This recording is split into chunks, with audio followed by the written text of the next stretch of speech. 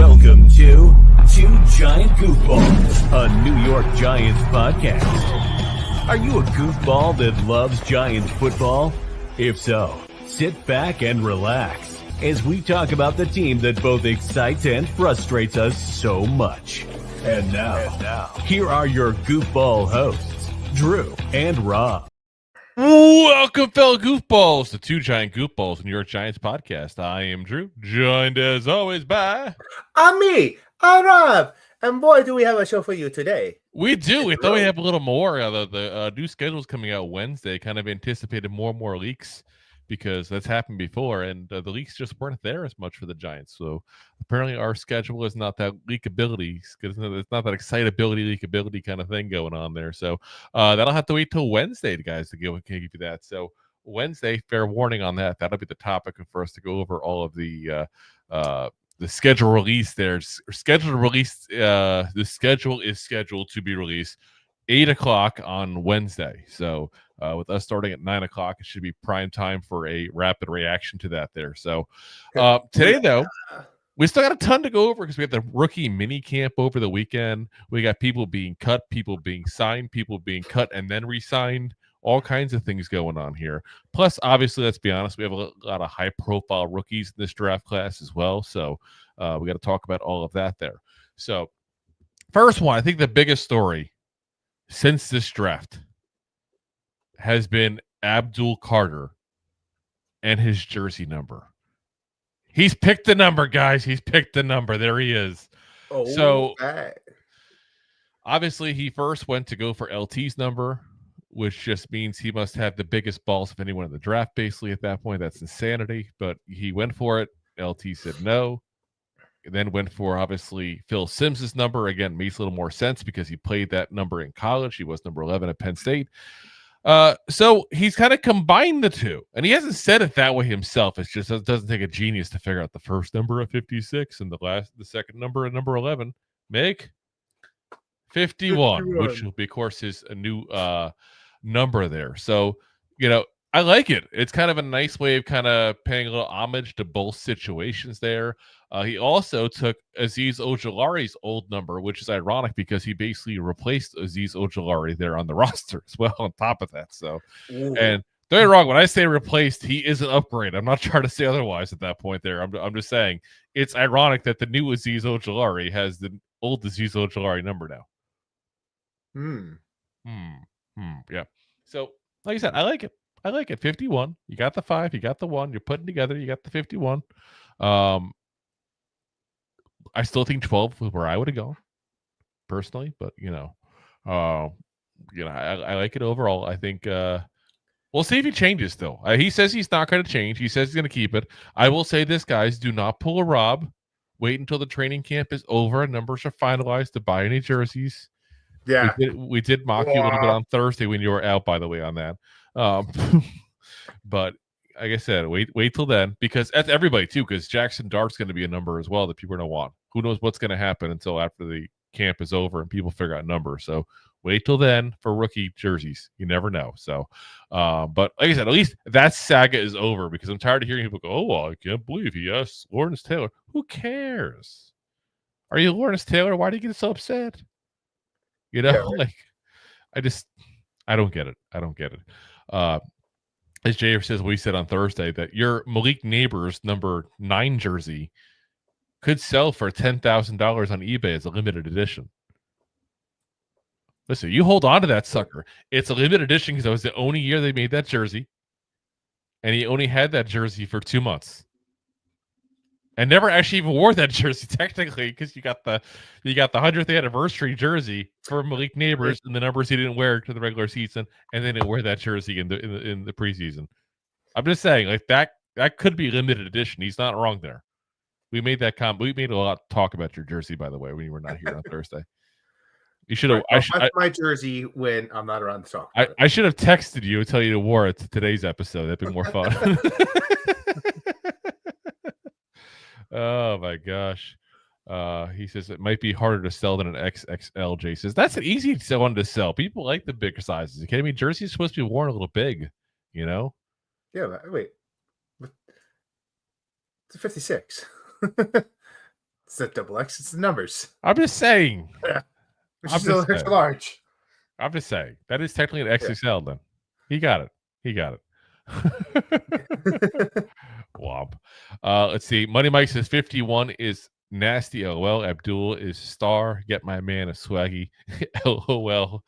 Like I said 12. I think 12 is still where he should go. Again, it's not taken. The option is there. I still stand by that. We'll see what happens. Again, he's got plenty of time to change his mind between now and then. So, like I said, I wouldn't buy a single jersey right now. Let's see what happens. And, take it from there. Once the season starts, that's when you start doing it.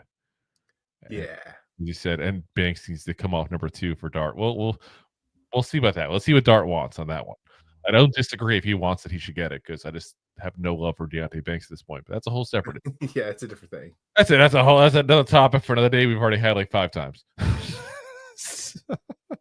Let's talk about Jaxson Dart there. Obviously, the rookie minicamp just ended this weekend here. And that was the big thing everybody wanted to see, obviously, this rookie minicamp. Let's be honest. It's the first taste of the potential new franchise quarterback in a Giants uniform, throwing the ball as a Giant for the first time officially. Obviously, there's members of the media that were able to be there as well and see some of this stuff as well. So that was a big thing.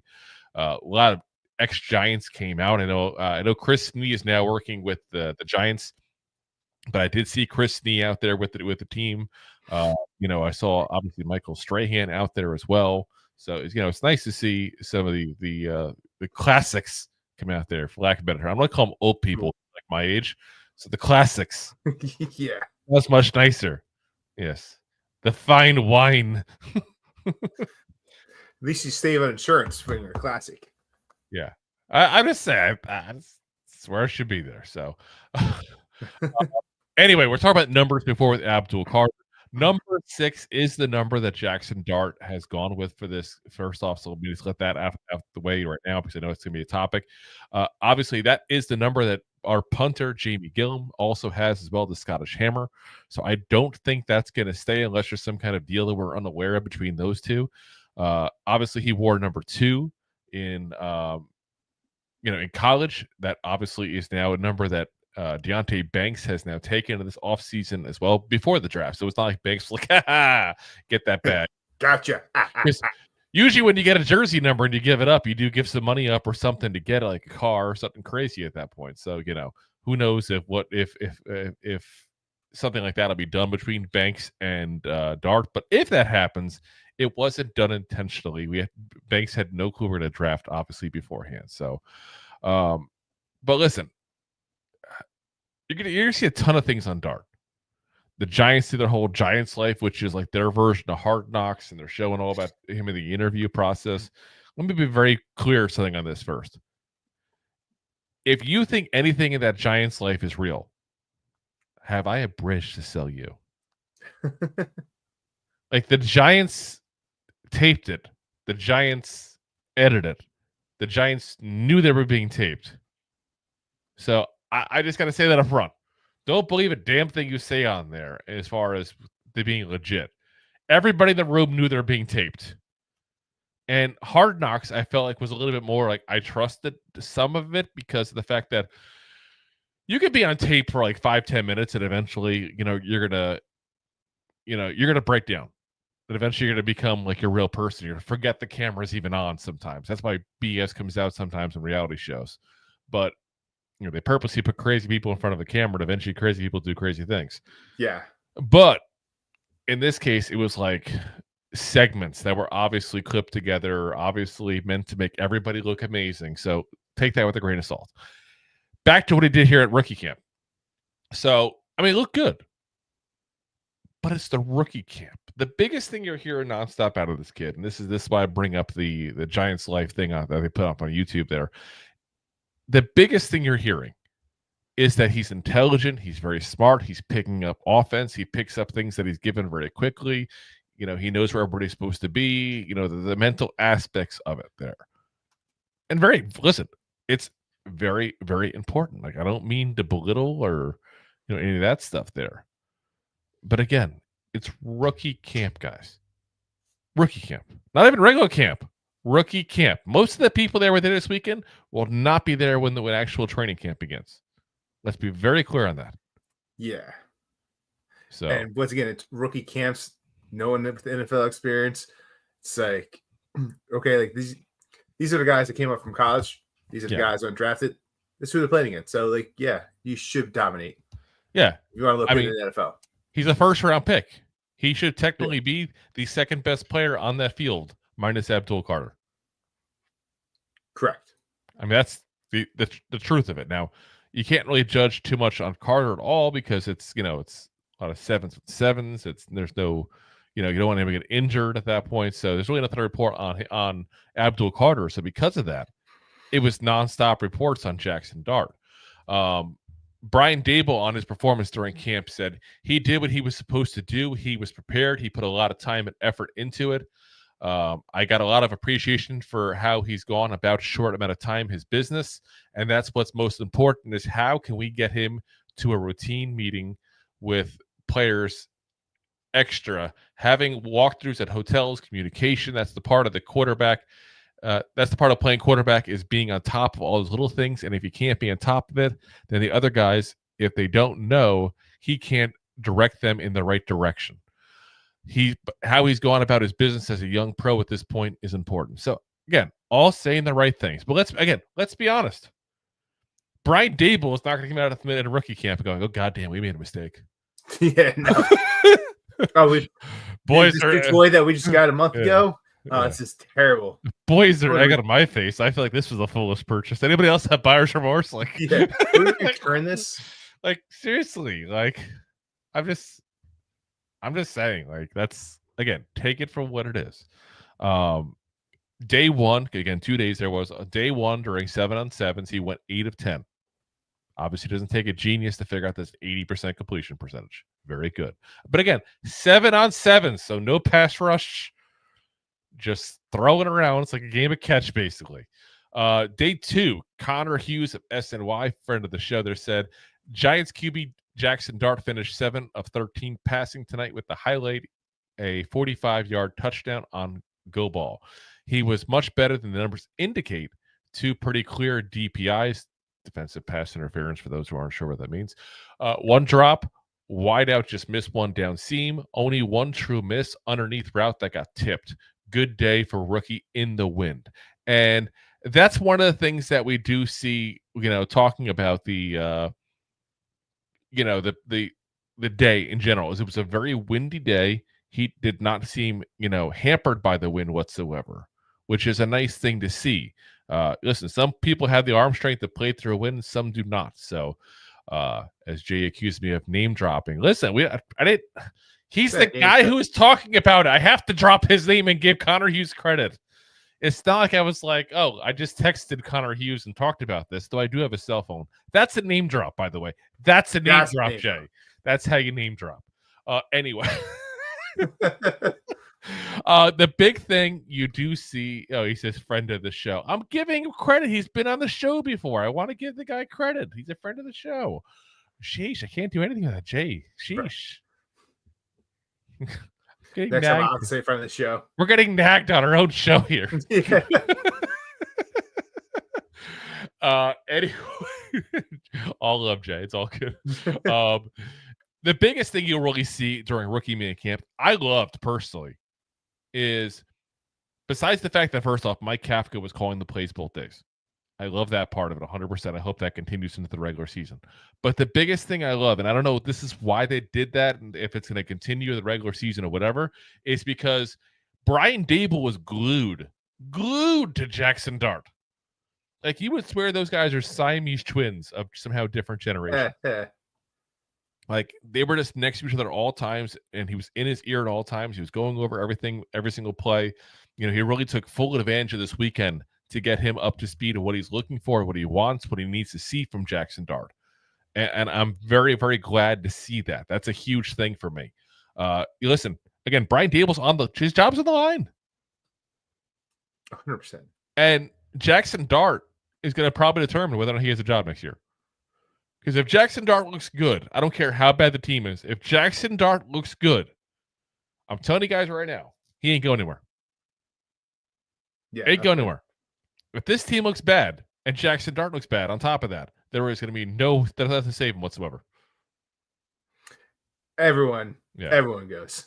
Yeah, it's either good season, and then it doesn't matter what Dart does, or bad season, which, let's be honest, is more likely because we're the Giants, and that everything matters on what Jaxson Dart does. The negativity, I can't help myself.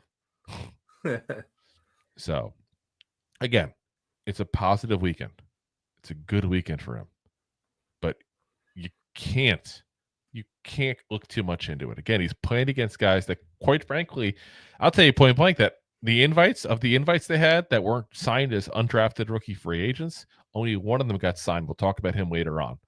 Two of the guys they signed as undrafted rookie free agents are already cut. Again, we'll talk about them later as well. But it's like, that just tells you what kind of players we're talking about. They're not just fringe NFLs. There's fringe NFL to even get into training camp. Yeah. So, I just think that, again, everybody's going to look at everything all off season along with them. So I'm going to just, again, reiterate, and we will probably every single time we talk about Jaxson Dart, we're going to reiterate this. Do not look too much into what you see in camp. They've already said he's going to be playing with third stringers, basically. He should dominate. Yeah. If he doesn't, that's the issue. Yeah. Well, if he doesn't even, I'm not that worried about it because they could be doing things that purpose. Remember, Daboll messed with Daniel Jones the first training camp and was literally telling Wink what offensive play they're going to run just to mess with Daniel Jones. This is true. I'm not going to take anything pro, con, whatever at this point. Just get your reps in, get your practice in, get your time in. That's all I care about. Yeah.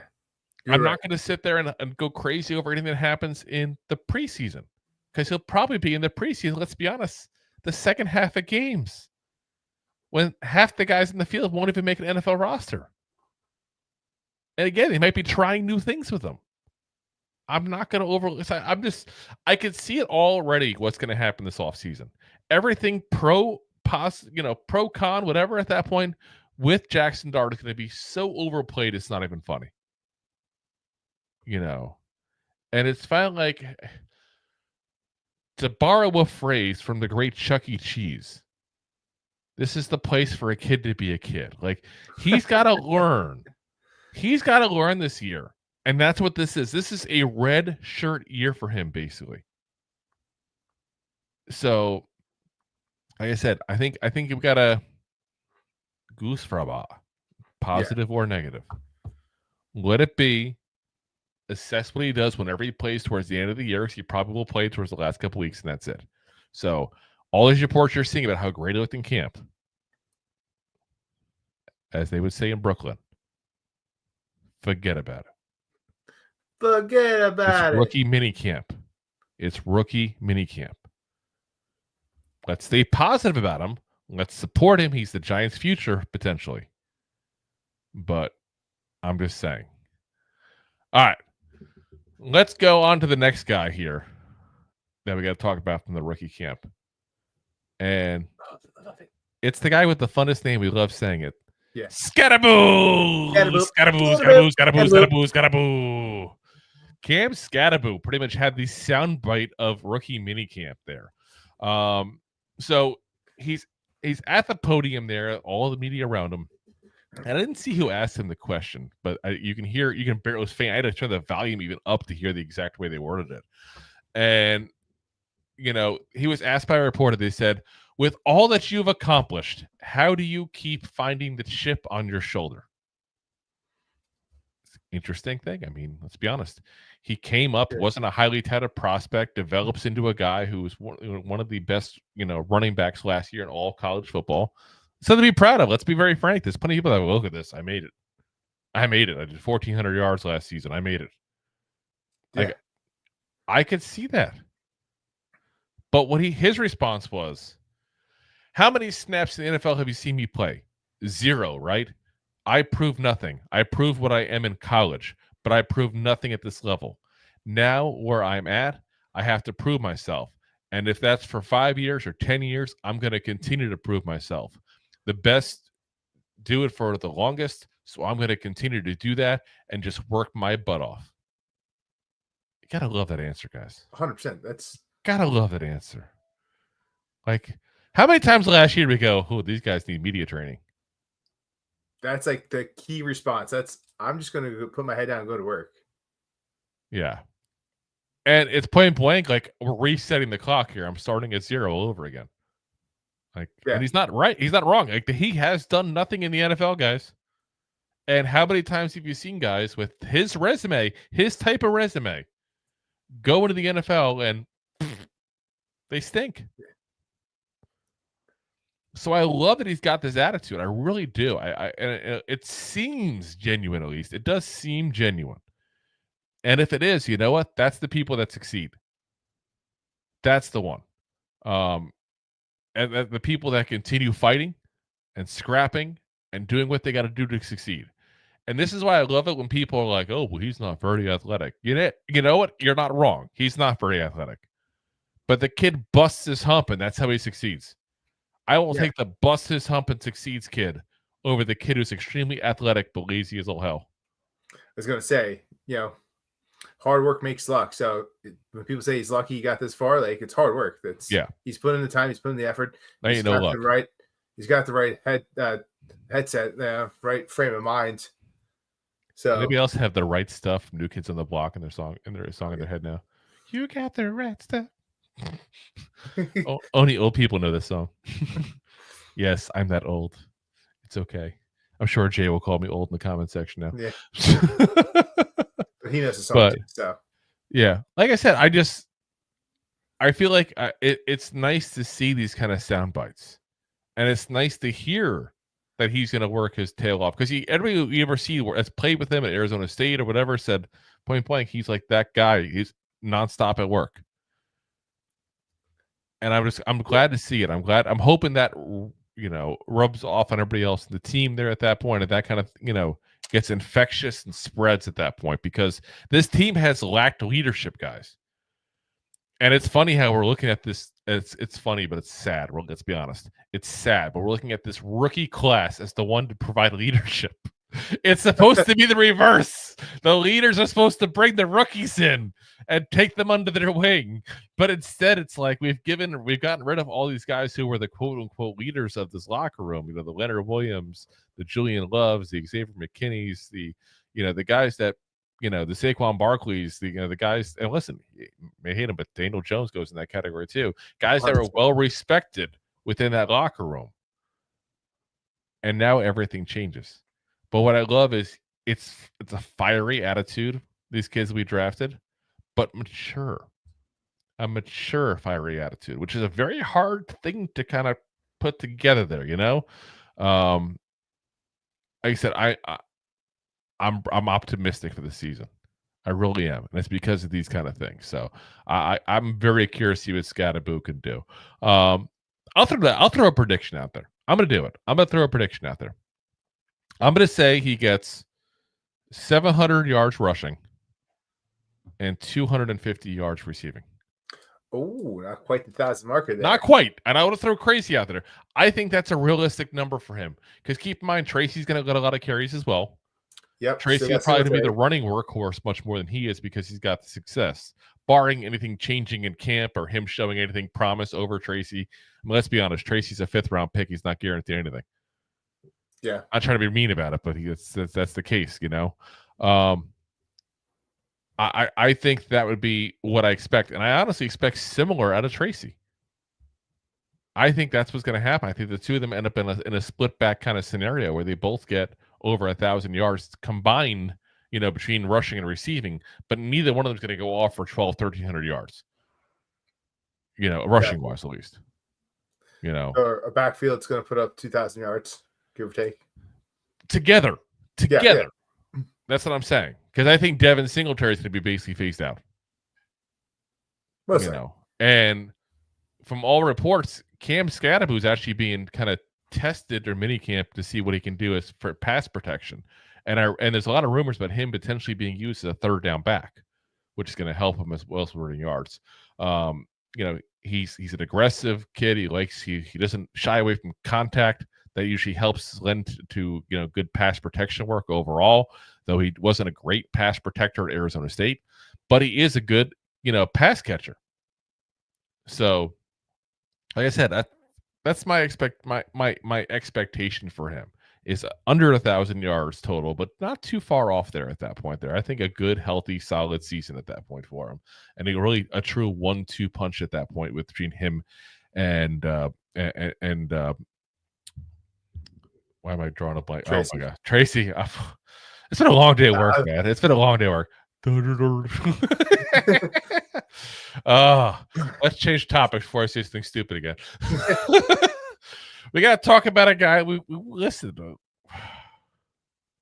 to talk about him here at least a little bit here because a lot happened here this weekend with him. I see we keep on saying a little bit.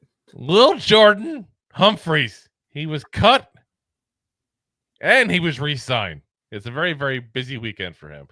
Listen, again, we talked about him. We signed him off the Broncos. Broncos fans aren't exactly, missing him too much. They're not writing him cards or any words of affirmations or anything like that. Again, bigger guy, not the best of hands, not a ton of production necessarily, but listen, it's at least an able-bodied receiver that we're going to bring into camp here. But he was cut right before rookie minicamp, and a lot of people are like, oh, wow, that was pretty quick. And I thought when this happened, Sutton smelled of he'll be back, and sure enough, today he's back again on Monday. So literally they just cut him and re-signed him just to go ahead and create an extra roster spot here for the rookie minicamp. So I'm sure 100% this was already agreed upon beforehand.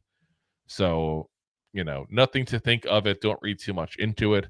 This was probably the plan again, right off the bat, to get that extra body into a rookie minicamp. So, so listen, again, well, let's see what he brings. I'm not too excited for him per se, but at least he's an actual, body with some receiving experience in the NFL.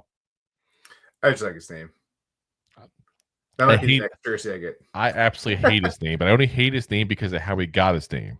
Yeah. If anybody doesn't know how we got his name, just go ahead and search on our channel, Little Jordan Humphreys. We definitely went ahead and did a whole bit on that again and how crazy it is for a mother to allow a little child to name his new brother.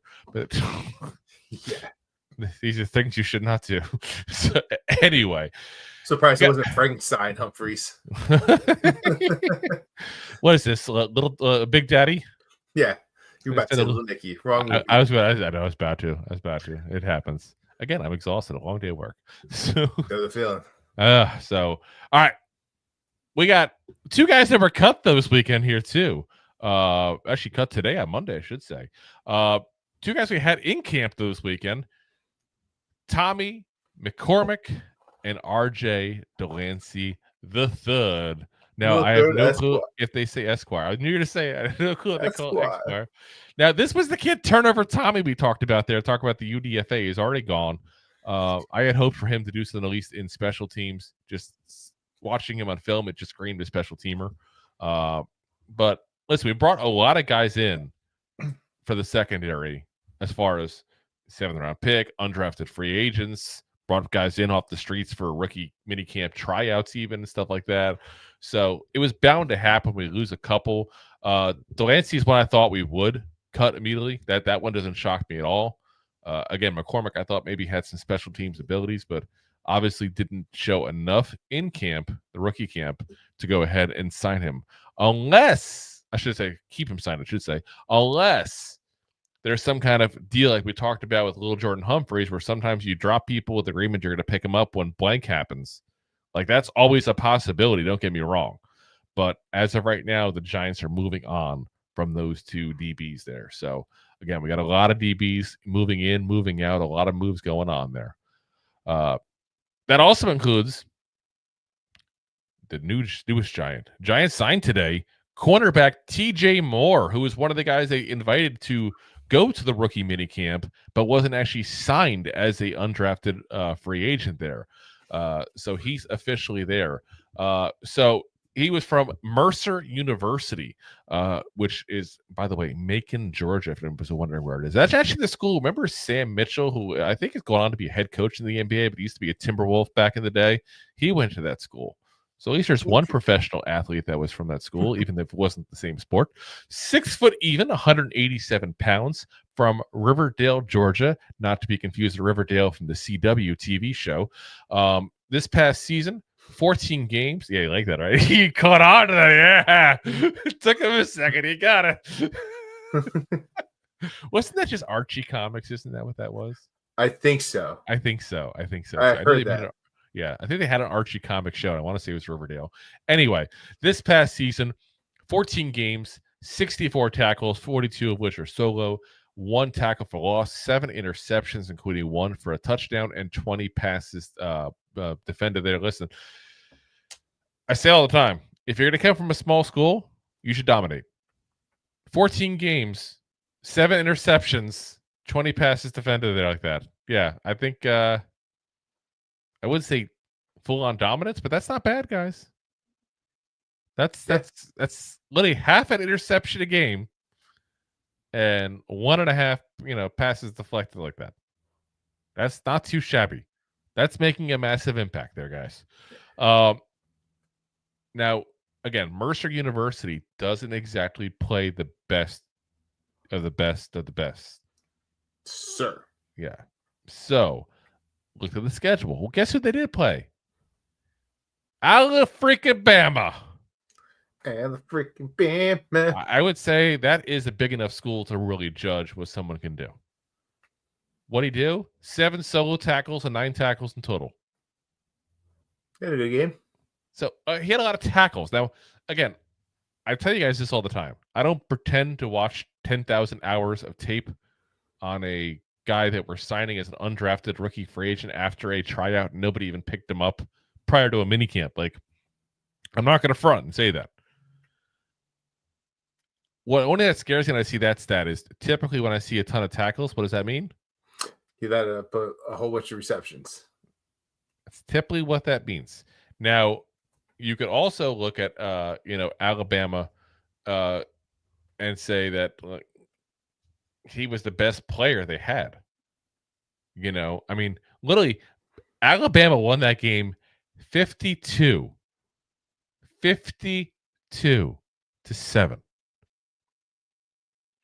Close game. Yeah, really close game. Now, receiving wise, only one player had more than 50 yards receiving.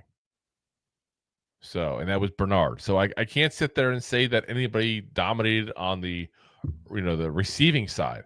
If you got 52 points you gave up and nobody got anything, crazy receiving wise, I can't sit there and say you blew it. That's for sure. I mean, literally, there's 4 quarterbacks in the game, guys. That's how bored Alabama got. So, like, at the same point, they weren't really trying either. That's part of the problem when you're going to judge this game here.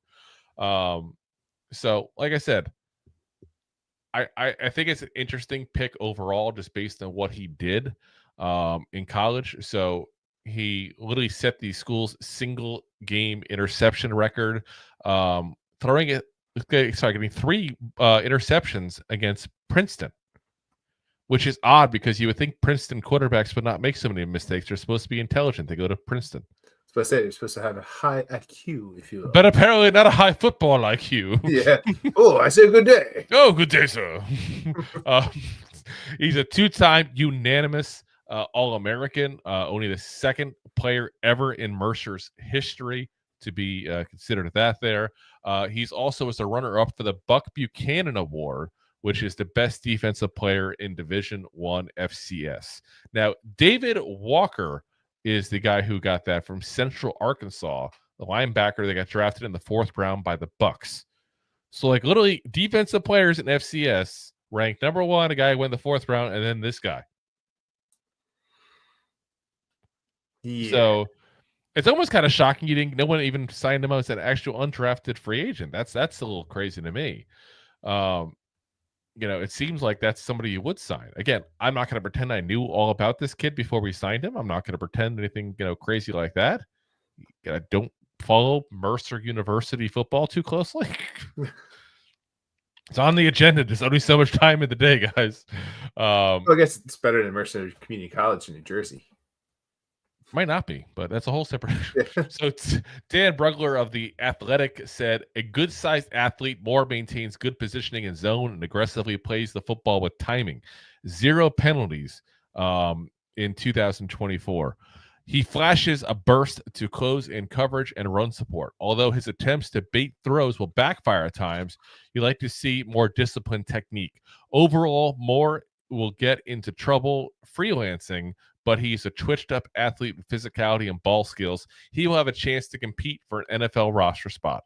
And now he legitimately will have a chance. That part is coming to fruition for him to compete for an NFL roster spot. But what's interesting is what type of football, what type of coverage? Zone coverage.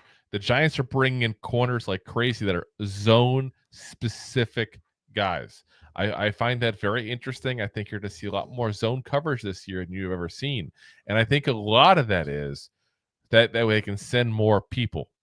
Like, I think there's going to be a whole lot more blitzing going on because you have more people that can get after the quarterback. That's not something that was as big on, the Giants defense last year under Shane Bowen as it was under Wink Martindale. His usual thing is to just go ahead and do that, to send the regular guys out there. So it's definitely, like I said, it's going to be an interesting change up. I think you're going to see where they're going to be kind of forcing people in to do that. Online Big Blue, New York Giants Straight Talk. Guys, again, we love at that point to support another friend of the show, Jay. Call us out. But if you haven't already, guys, go ahead and give a like and subscribe here as well to Online Big Blue as well. Appreciate you watching, man. But he says, too bad their 2 big corners are not zone guys. And not wrong at all, by the way. I will say this, though. The rookie year of Deonte Banks, because I want to look at the rookie year. I kind of want to ignore last year as best I can. The rookie year for Deonte Banks, when they started forcing Wink to go into zone coverage more, which is some of the issues he had with Daboll, that's when all of a sudden you saw a couple interceptions from him. I do think that Banks can play zone. I think he can play either. He was drafted because of what they thought he could do in man, but I do think he can play zone as well. And Paul Skattebo, we're going to see what he does in this defense specifically. We've only really seen him, at least in the NFL, with the Saints. So I don't feel like we fully get a full view of what he can do yet like that. But yeah, on paper, not wrong at all. But like I said, we'll have to see how things play out there for him. So, all righty, guys, we're going to pay the bills real quick. We got a couple of segments here to go over with you guys here real quick. And then, like I said, from there, we're going to call it a night. So let's pay those bills here real quick. Enjoying the show? Looking for more goofball action? Consider a membership at buymeacoffee.com/2giantgoofballs. Memberships start at just $5 and give you additional goofball access. One-time support payments also available starting at just $3. buymeacoffee.com/2giantgoofballs. All righty, guys. And of course, as always, you can support the show with super chats. You can support them with Facebook stars, or you can also, of course, support the show by going to our merch store as well, which I have now in the comment section for both YouTube and for Twitch, since they're the only ones that let us put links in the comment section. It's also linked up to our YouTube channel as well, guys. Also, of course, you got the free option. Listen, nothing wrong with the free option. Hit the like, hit the subscribe, hit the share, tell a friend about the show. Because point blank, if it wasn't for people telling people about our show, nobody would be watching. It's true. There's over 100 people watching right now live with us as we're there. So hello, everyone. I'm expecting at least 100 people to subscribe and like and share. I know we have high expectations of our listeners. It's okay. It's okay. You guys don't let us down, so therefore we're good to go. Let's get into the last couple of segments here. So we got another Giant that's leaving here, another former Giant now, in Casey Rogers. Casey's at the plate and leaving. So undrafted rookie free agent we got from Oregon last year, had split his time in college, Oregon and Nebraska. Let's be honest, never really went too crazy good either one of them. That's why he was an undrafted free agent. Appeared in 2 games last year with no stats whatsoever. He's already even signed on with the Buffalo Bills. You know, so at least that's a When's the last time you've seen the Giants drop somebody and the team's like, mine, quickly, mine? Yeah, like, especially like a high caliber team like the Bills. Yeah, like that's a little shocking. It's like, oh, maybe Usually it's the other way around. Maybe we are doing things right. It's you know, it's almost like when you dump a girl and the quarterback picks her up. I'm using more Riverdale references now. I'm sure that happened on that show. Probably it's CW. Anyway, like I said, it is a little bit of a good feeling there. That's for sure. I'm trying to spread a little positivity, guys. There's not a lot of times we've had some positivity. Let's get some positivity before the games go, in case the season doesn't get our way. You know. But listen, guys, we expected a move. I wouldn't be shocked at all if this is the, you know, if isn't the only move that goes on with this defensive line. There's a ton of players signed to the defensive line right now, guys. There's only so many spots. So, especially when a guy that was in camp all last year, got injured, you put him in the games, doesn't really, you know, you don't really put him in very often. You're not just saying, like, you kind of see what you got. And he went to 2 colleges. And again, didn't do too much there either. So, you know, you brought him in hoping you can do something, and just realized probably not. So, like, not trying to be cruel about it, but that's why you bring in guys that are undrafted rookie free agents. You know, we brought it a lot this year. Let's be honest. The expectations should not be high in these guys. No, there's a reason. This is a guy who had low expectations and, quite frankly, had low results. So, therefore, he's gone. Like I said, wish him nothing but the best. Never want to hate on people like that. You know, I would not be upset at all if he, you know, went to the Bills and excelled and proved the Giants wrong. I'd be upset at the Giants, but not him. Yeah. You know, go get your cake if you needed to. Exactly. Who doesn't love good cake, especially red velvet cake? I don't love red velvet cake. A little cream cheese frosting. I'm sure they have buffalo chicken cake up in Buffalo. I don't think they do buffalo chicken cake. They just do buffalo chicken. With the bones, of course, because boneless is not a buffalo wing. It's just a piece of breast meat. Breast meat. But it's still not. It's still on the wing. Anyway, we spent half that segment talking about buffalo wild wings, but whatever. We got a Giant that's hurt already. Whoopee. So Giants edge rusher already injured there, and that's Victor Dimukeji, the guy we signed from Arizona Cardinals this past offseason. Suffered a torn pec during offseason workouts with the team, guys. You know, the biggest thing that scares me is we talked about this just last week when we went ahead and, you know, looked at the roster as a whole and what's going on with the roster. This is not, I know people are trying to make this seem like a very deep group we have here at the edge position. And it's very top heavy. Don't get me wrong. Abdul Carter, Brian Burns, Kayvon Thibodeau. Not a bad 1, 2, 3. Not at all. There's not much past that, guys. That's the problem you run into.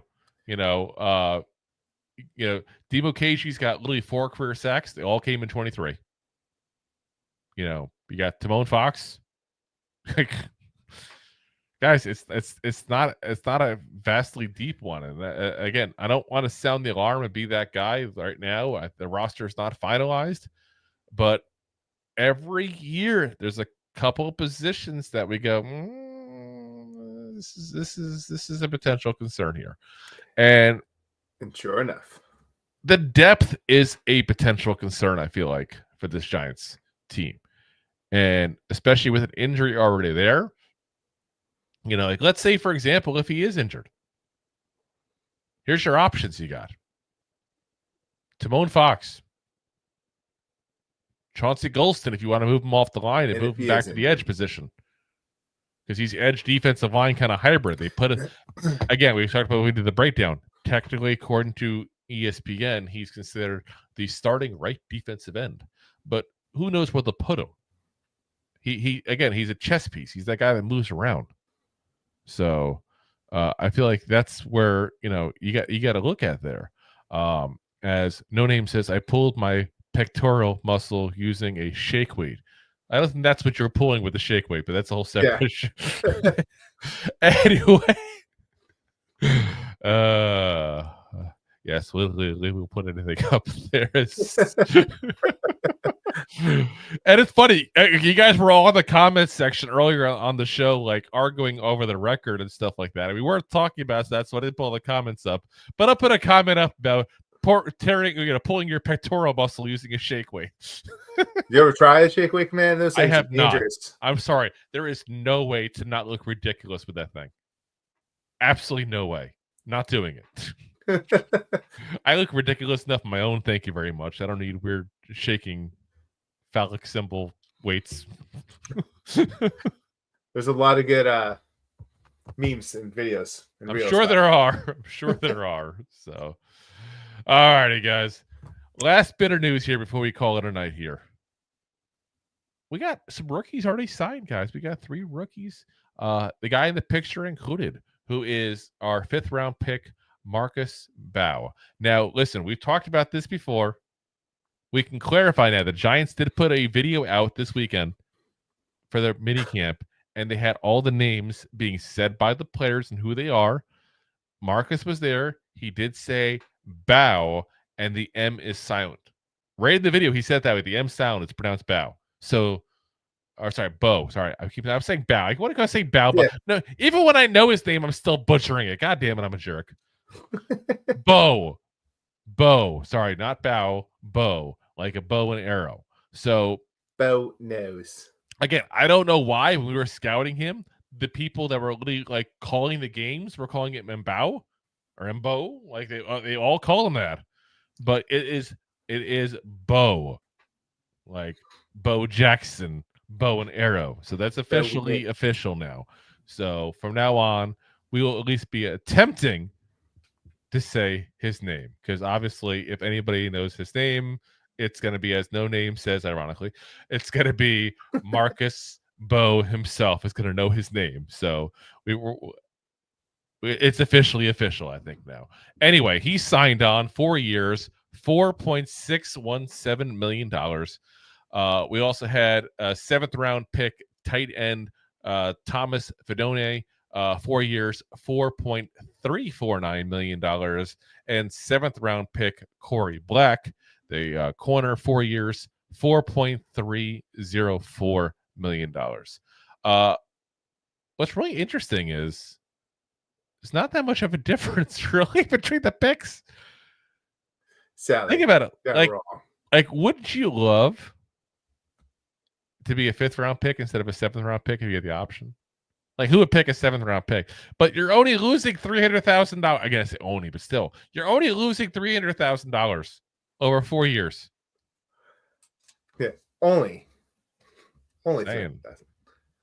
Just saying. Like, that's.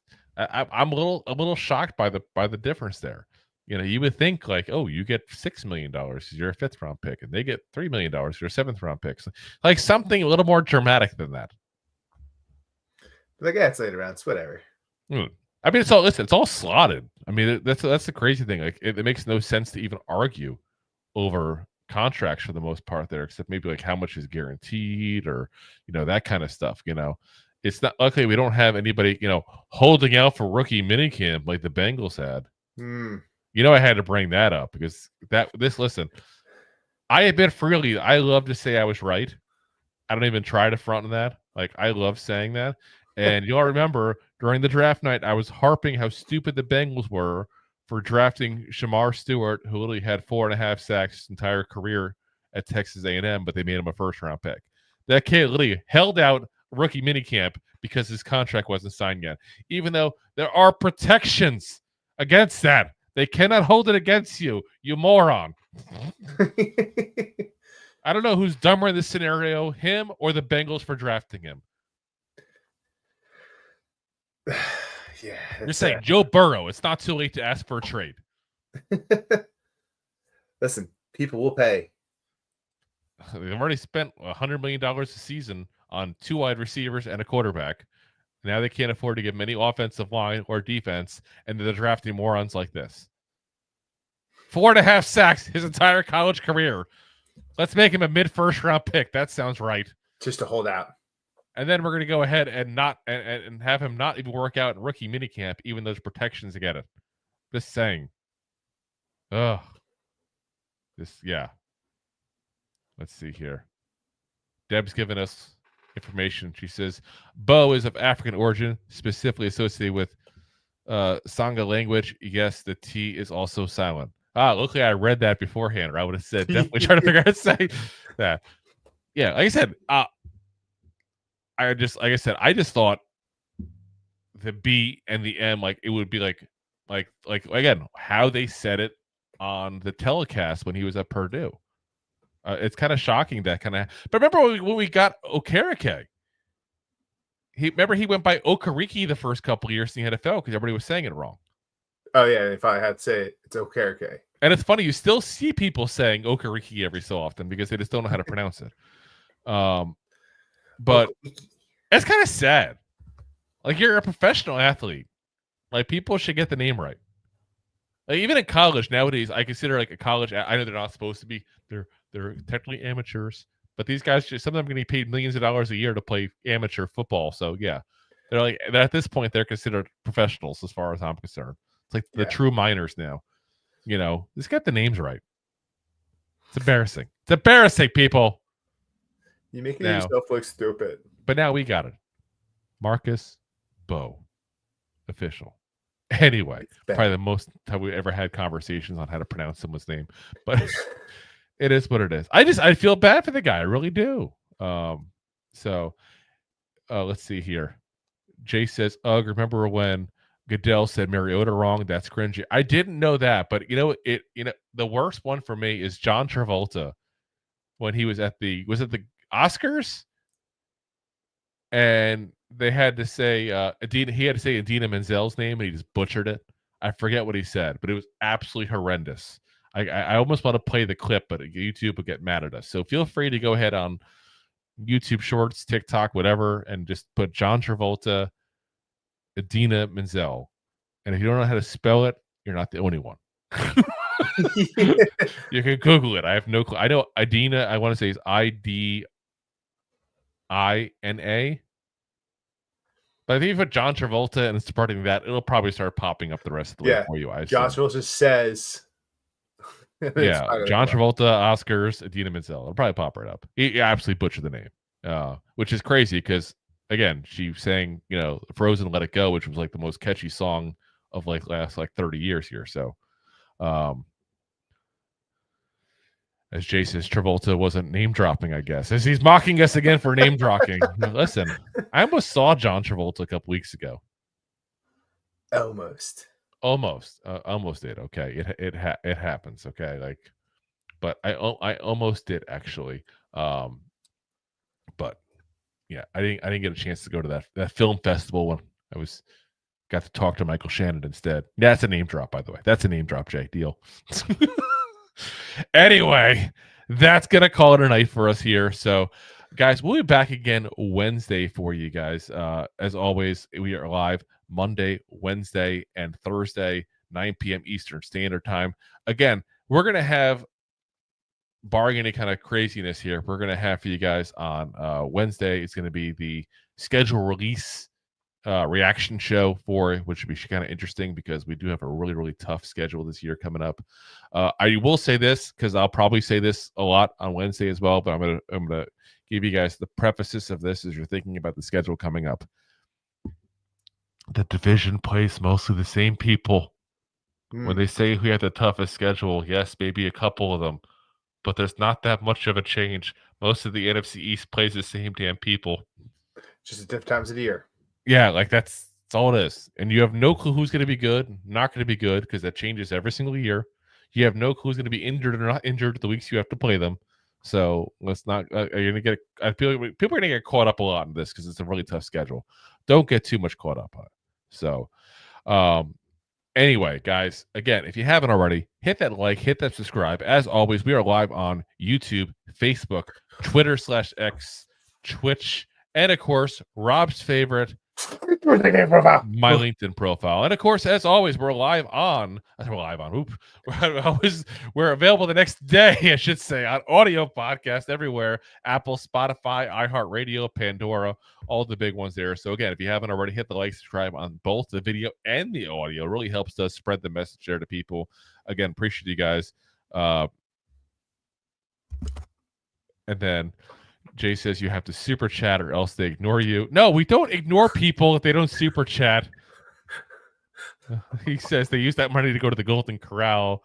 It's very, it's very the podcast weight.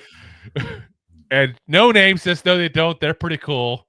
We're not really that cool. I hate to break it to you. We are goofballs. We admit it freely. I don't think cool is something I'm really being accused of very often. But again, guys, we appreciate you guys for watching as always. And we'll see you guys on Wednesday. And of course, as always, Giant fans, go G-Man! Go G-Man! Thanks for listening to Two Giant Goofballs, a New York Giants podcast. We appreciate your support. Thanks so much. Please, I'm begging you. Please.